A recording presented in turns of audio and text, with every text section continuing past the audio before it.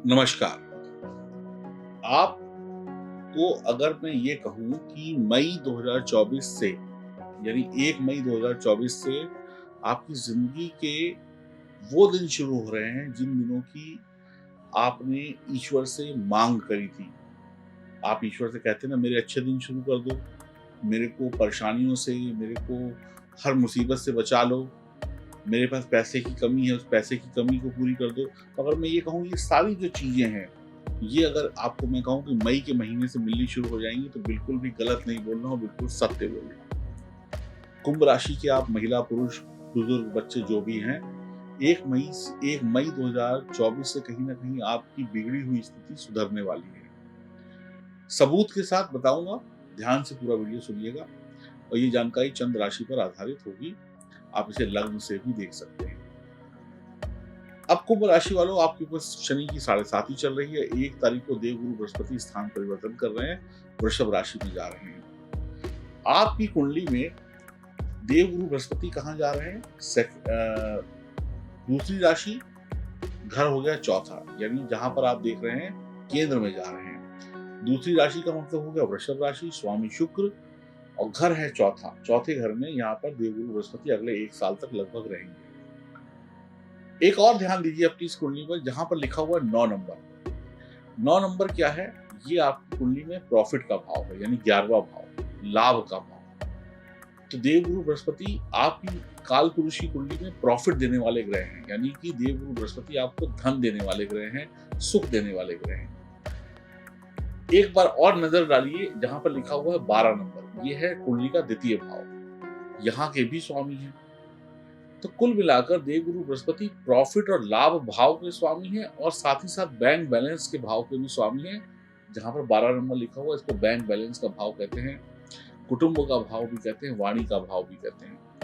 तो गुरुदेव आपके जीवन में किन किन जगहों पर, यानी आपके पूरे शरीर पर या आपके पूरे जीवन पर कहाँ कहाँ प्रभाव डालेंगे? सबसे पहला प्रभाव डालेंगे, आपको सुख देंगे, क्योंकि चौथे घर में बैठ रहे हैं और शुक्र जो है वो सुख के कारक रहे हैं, लग्जरी के कारक रहे हैं। तो आपको सबसे पहले अब 1 मई से आपकी प्रॉपर्टी बनने वाली है। बड़े दिनों से जो सपना देख रहे थे कि घर बने, बड़ा घर बने, तो अब आपकी प्रॉपर्टी बनेगी। आपका सपना था एक अच्छी गाड़ी खरीद लें, तो अब आप गाड़ी खरीद पाएँगे। आपका एक सपना था कि मेरे घर में पुराना घर है, इसको मैं नया कर लूँ, इसमें लाखों रुपए लगाऊँ या अच्छा पैसा लगाकर पुराने घर को नया कर लें, बड़ा घर कर लें, तो ये सपना पूरा हो जाएगा।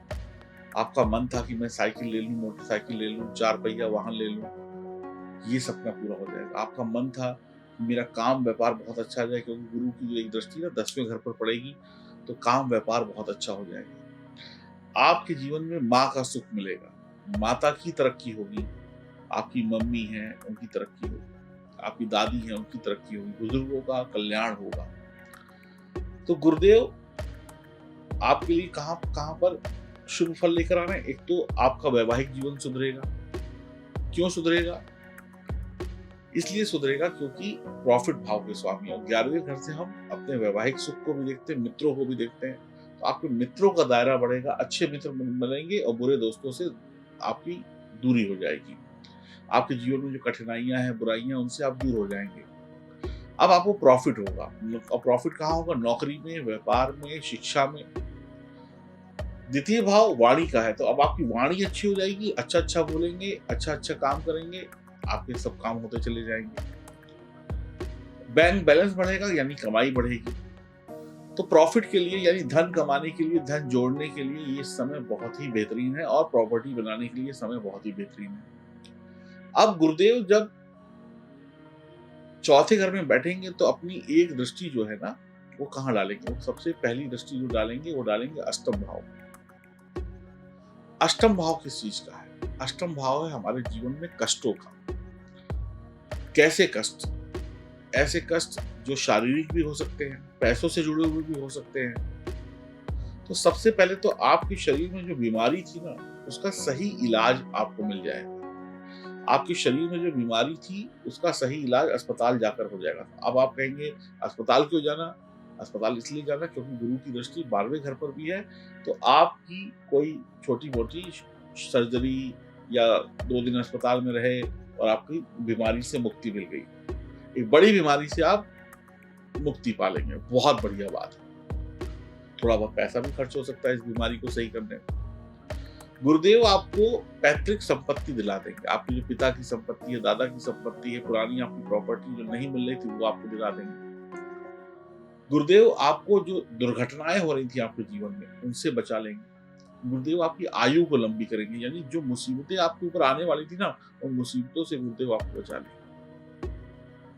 ऐसा समझ लीजिए कि जब विपत्ति आएगी ना, विपत्ति यानी परेशानी, उस समय आपको ईश्वर का साथ मिल जाएगा, ईश्वर आपको बचा लेगा। गुरुदेव की दृष्टि जो है 10वें घर पर होगी तो आपका काम बहुत अच्छा हो जाएगा, आपकी नौकरी, आपका व्यापार बहुत अच्छा हो जाएगा, मान सम्मान, पद प्रतिष्ठा मिलेगी, आपके सीनियर आप पे विश्वास करेंगे, आपके ऊपर अतिरिक्त जिम्मेदारी सौंपी जाएगी, आप अपने काम को बखूबी निभाएंगे, जिम्मेदारियों के साथ निभाएंगे, प्रमोशन होगा, पैसा होगा, बेरोजगारी खत्म होगी, काम में जो मजा नहीं आ रहा था वो मजा आने लगा।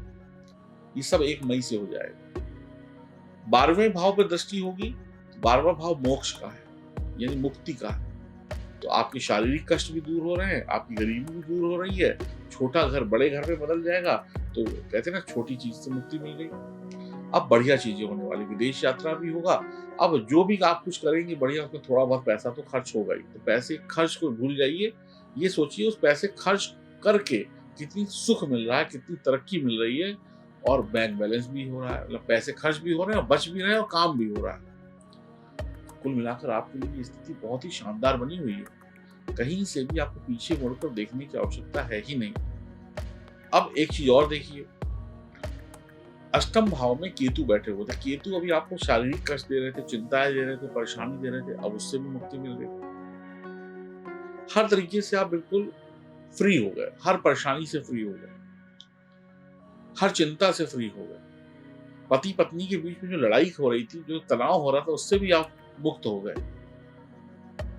जो पैसा फंस रहा था, अपना ही पैसा नहीं मिल रहा था, उससे भी फ्री हो गए, यानी सब मिल जाएगा। हर तरीके से यहाँ पर सफलता ही सफलता है। छठे घर पे, सॉरी 8वें घर पर दृष्टि होगी, यानी कष्टों से मुक्ति। 10वें घर में दृष्टि है, यानी कि हर प्रकार की जो नौकरी व्यापार में दुविधाएं थी, परेशानियां थी, उससे मुक्ति। 12वें घर में है विदेश यात्रा, विदेश से सुख और जीवन का हर कष्ट से आपको मुक्ति। सेकंड हाउस के स्वामी है, यानी कि पैसा धन दौलत आएगा, जीवन साथी का सुख मिलेगा, अच्छे दोस्त यार भी होंगे, और जो लोग शिक्षक हैं, जो लोग टीचर हैं, उनके लिए बहुत बड़ी।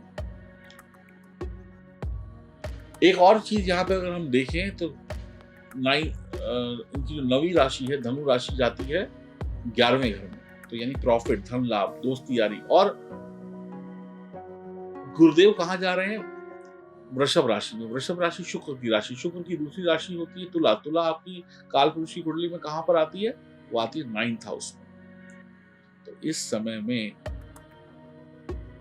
आपको भाग्य का भी सपोर्ट मिलेगा, धार्मिक यात्रा भी होगी, एक अच्छा समय यानी मौज मस्ती के साथ समय बीतेगा, और शनि की 7.5 जो आपके जीवन में चल रही है उससे आपको मुक्ति मिलेगी।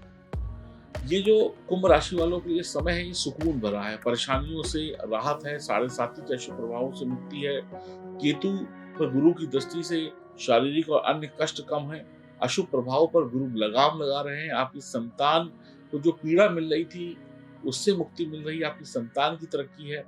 आपकी माँ की सेहत को लेकर जो दिक्कतें थी, वो भी खत्म हो रही है। संपत्ति मिल रही है, सेहत पर बड़ा फायदा हो रहा है। गुरु केतु को शांत रख रहे हैं, चिंता की बात नहीं है। धन दौलत और गुप्त धन की प्राप्ति, लॉटरी वगैरह से भी प्राप्ति। आप अपने हाथ अपने काम बनाएंगे। आप जो चाह रहे थे वो होगा। अब आपको वो मिलेगा जो आपको चाहिए। आपके सपने अपने होंगे। आपको अपनों का, यानी जो लोग आपसे दूर जा रहे थे, अपने चाहने वाले, जो लोग आपसे बात नहीं कर रहे थे, वो भी अब आपसे अच्छी बातचीत करेंगे। कुल मिलाकर परेशानियों का खात्मा हो रहा है आपके लिए।